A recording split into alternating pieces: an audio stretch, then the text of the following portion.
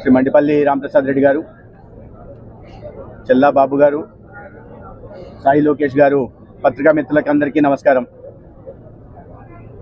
మిత్రులారా, రాష్ట్రంలో కూటమి ప్రభుత్వం చంద్రబాబు నాయుడు గారు, పవన్ కళ్యాణ్ గారి నాయకత్వంలో ఏర్పాటైన తర్వాత అన్ని వ్యవస్థల మీద ప్రత్యేకమైన దృష్టి పెట్టినట్టుగానే ఆరోగ్య సంరక్షణకి అత్యంత ప్రాధాన్యతనిస్తూ ఒక ఆరోగ్య ఆంధ్రప్రదేశ్ నిర్మాణం దిశగా అనేక రకాల ప్రయత్నాలు చేయడం జరిగింది. వాటిలో భాగంగానే ఇవాళ కేంద్ర ప్రభుత్వం సహకారంతో ఒక 10 క్రిటికల్ కేర్ బ్లాక్లని రాష్ట్ర వ్యాప్తంగా మంజూరు చేయడం జరిగింది. సోదరులు రామప్రసాద్ రెడ్డి గారు ప్రభుత్వం ఏర్పాటైన మొదట్లో ఈ రాయచోటి జిల్లా కేంద్రంగా మార్చారు తప్పిస్తే అభివృద్ధి అక్కడ నోచుకోలేదు. ప్రధానంగా నరేంద్ర మోడీ గారి కారణంగా హైవేల నిర్మాణం అయితే బాగా జరిగింది. కానీ ఈ నియంత్రణ లేకపోవడం వల్ల, స్పీడ్ నియంత్రణ లేకపోవడం వల్ల యాక్సిడెంట్లు అవుతున్నాయి. వెనుకబడిన ప్రాంతం ఒక నాణ్యమైన వైద్యాన్ని అందించాలంటే ఇప్పుడే చెప్పినట్టుగా కడప లేదా తిరుపతి లేదా వేలూరు లాంటి దూర ప్రాంతాలకు వెళ్లాల్సిన అవసరం ఉంది. కాబట్టి ఈ రాయచోటి ఏరియా హాస్పిటల్ని అప్గ్రేడ్ చేస్తే బాగుంటుంది. మరికొన్ని వసతులు కల్పించి ఈ నియోజకవర్గ ప్రజలు, అదేవిధంగా చుట్టుపక్కల ఉన్న వాళ్ళకు కూడా అటు తమ్మలపల్లి కానీ లేదా ఇటు పులివెందుల వైపు నుంచి కానీ పేషెంట్లకి, పేదలకి నాణ్యమైన చికిత్స అందిస్తే బాగుంటుందని వారు కోరడం, ముఖ్యమంత్రి గారి సలహా మేరకు రాయచోటికి ఒక క్రిటికల్ కేర్ బ్లాక్ను కూడా 23,75,00,000తో, దాదాపు 24 కోట్లతో మంజూరు చేయడం జరిగింది. 16,65,00,000తో 45,000 SFTతో 3 అంతస్తుల భవనాన్ని నిర్మించడం జరుగుతుంది. దాదాపు 7,15,00,000తో అవసరమైన state of the art diagnostic ఎక్విప్మెంట్ని కూడా ఏర్పాటు చేయడం జరుగుతుంది. తద్వారా ట్రామా కేసులకు కానీ, సిఓపిడి కేసులకు కానీ, క్రానిక్ రెస్పిరేటరీ కేసులకు కానీ లేదా సెప్టిక్ అటాక్స్ కేసుల్లో కానీ వైద్య విద్య కోసం, చికిత్స కోసం జనరల్ హాస్పిటల్కి వెళ్ళాల్సిన అవసరం లేకుండా రాయచోటులోనే చికిత్స అందే దిశగా ప్రయత్నం చేస్తే బాగుంటుందని వారు కోరడం, ఈ మంజూరు చేయడం జరిగింది. ఈ సేవలన్నీ కూడా రాయచోటికి అందుబాటులోకి రాబోతున్నాయి. తద్వారా ఇక్కడ పేదలకి ఒక నాణ్యమైన వైద్య సేవలు, చికిత్సలు కూడా అందే అవకాశం ఉంది. మొత్తం కేంద్ర ప్రభుత్వం గత 3 సంవత్సరాల్లో రాష్ట్రంలో గతంలో 14, ఇప్పుడు 10 వెరసి 24 క్రిటికల్ కేర్ బ్లాక్లను మంజూరు చేస్తే గత ప్రభుత్వం మొత్తం 605 కోట్లు కేంద్రం మంజూరు చేసింది.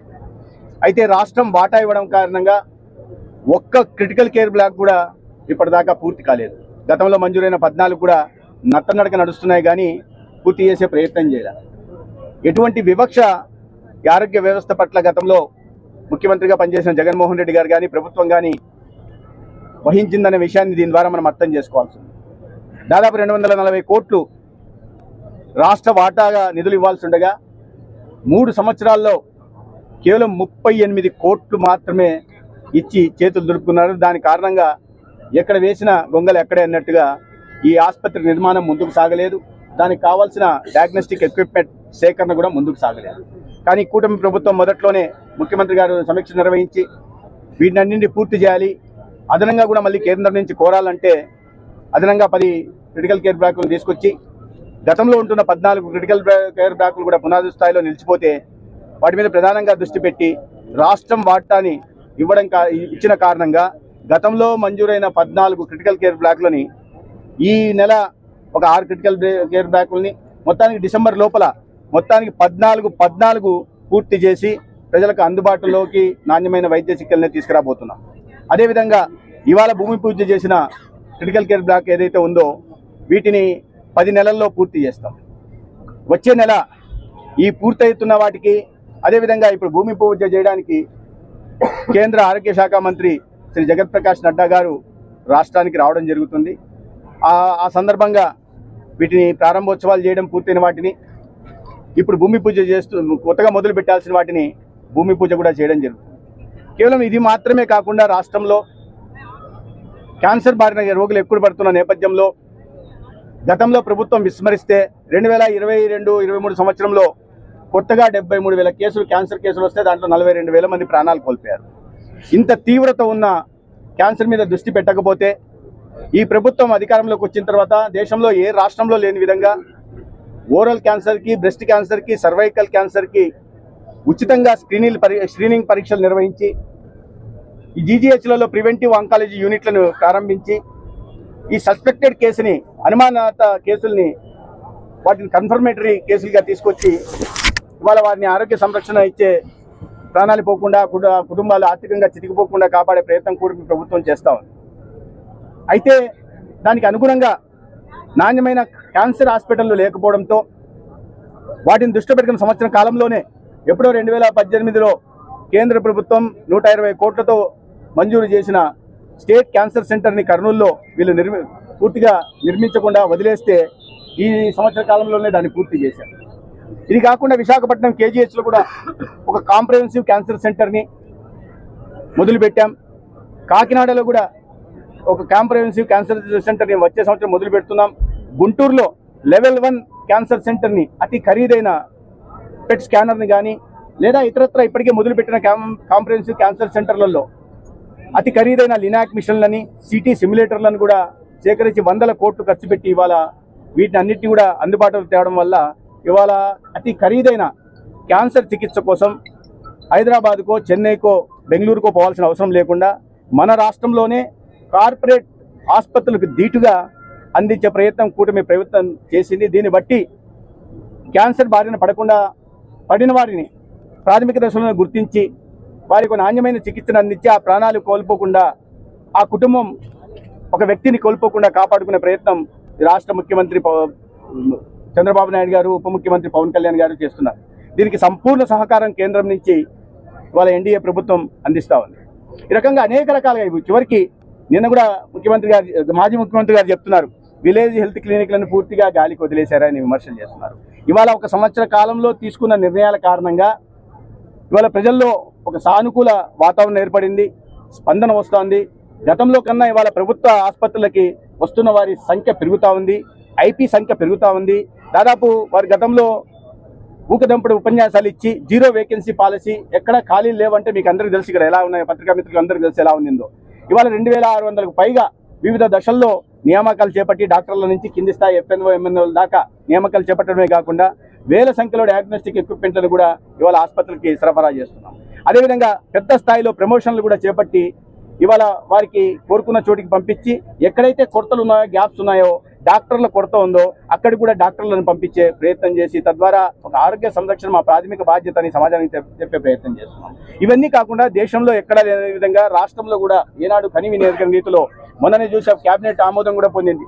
25 లక్షల దాకా 1,43 లక్షల కుటుంబాలకి, 1,43 లక్షల కుటుంబాలకి ఉచితంగా 25 లక్షల దాకా కూడా ఉచిత సేవని, అతి ఖరీదైన వైద్య సేవను కూడా అందించడానికి ప్రభుత్వం ఆమోదం తెలిపింది. అదే సమయంలో 20 లక్షల కుటుంబాలకి, ఈ మధ్యతరగతి కుటుంబాలకు కూడా వారిని కూడా పరిగణలోకి తీసుకుని వారికి 2.5 లక్షల దాకా ప్రీమియం చెల్లించి ఉచితంగా సహాయం అందించడం, జర్నలిస్టు సోదరులను కూడా పరిగణలోకి తీసుకొని 30,000, 40,000 ఎంతమంది ఉన్నారో అక్రిడేషన్ బట్టి వారికి కూడా 2.5 లక్షల దాకా రాష్ట్ర ప్రభుత్వమే ప్రీమియం చెల్లించే దిశగా కూడా ప్రయత్నాలు చేస్తూ ఉంది.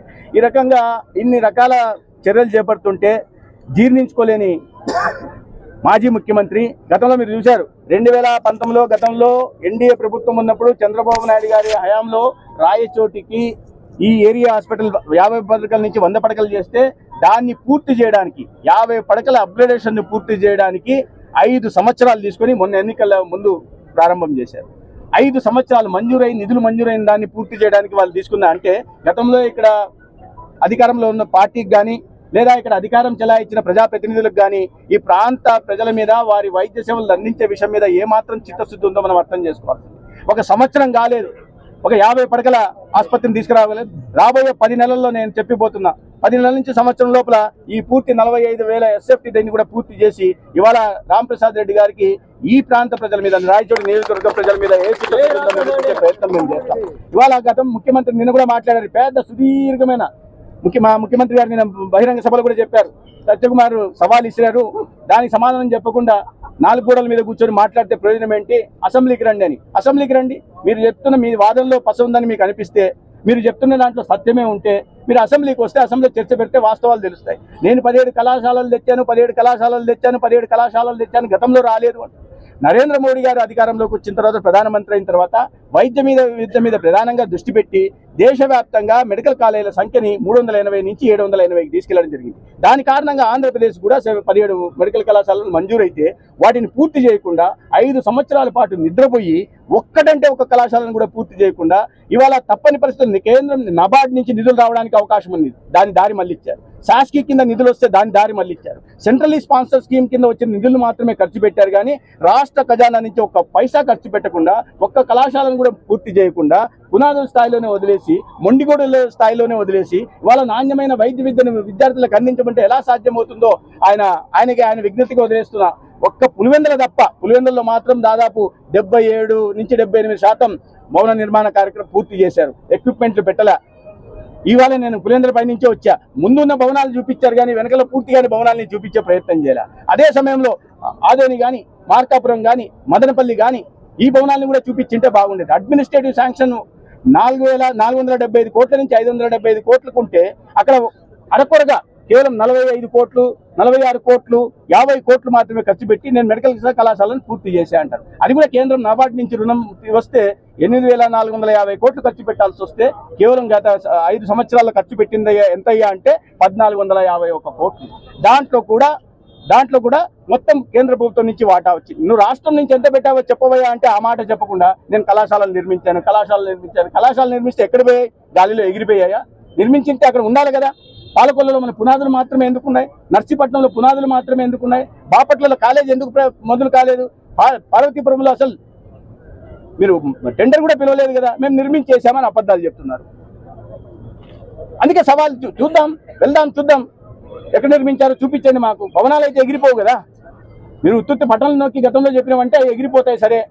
ఇవి భవనాలు ఎగిరిపోవు కదా, అక్కడే కనిపించాలి కదా, ఉండాలి కదా. మీరు నిర్మించి ఉంటే ఎక్కడికి వెళ్ళాయి? చంద్రబాబు నాయుడు గారు ఏమైనా వాటిని మాయం చేశారా? చంద్రబాబు నాయుడు గారు ఏమైనా ఇంద్రజాలికులా దాన్ని మాయం చేసేసి వాళ్ళ అబద్ధాలు చెప్తున్నారా?